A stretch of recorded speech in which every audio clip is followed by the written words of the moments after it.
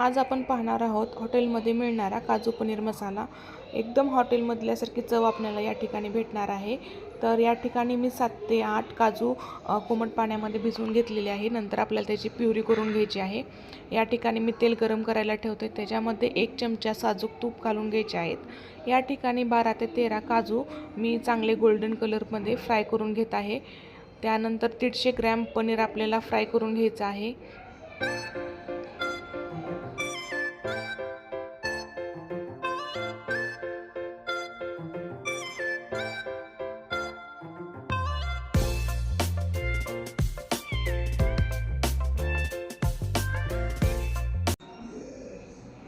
या ठिकाणी मी खडे मसाले घेतलेले आहेत। 2 विलायची, 4-5 मिरे, 1 चमचा जिरे आणि 1 तमालपत्र।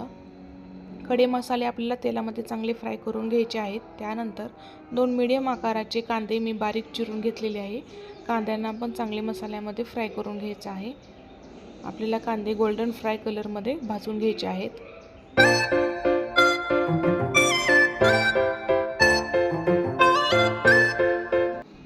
या ठिकाणी मी 7 ते 8 लसणाचे पाकळ्या ठेचून टाकलेले आहेत। याला चांगले मिक्स करून घ्यायचे आहे।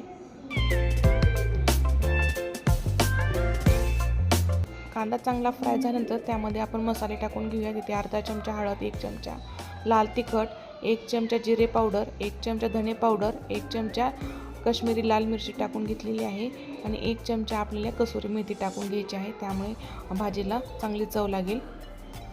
हे सगळे मसाले या ठिकाणी मी मिक्स करून घेते।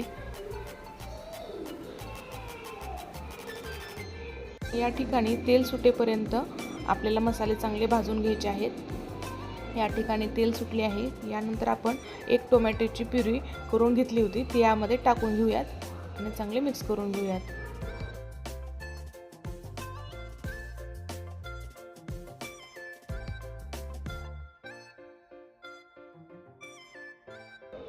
चवीनुसार मीठ टाकायचे आहे आणि याला आता मी 5 मिनिटे शिजवून घेते।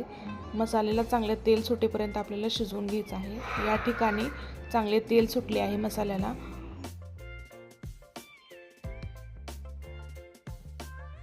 मग अशी भिजवून घेतलेल्या काजूची प्युरी मी या ठिकाणी टाकत आहे।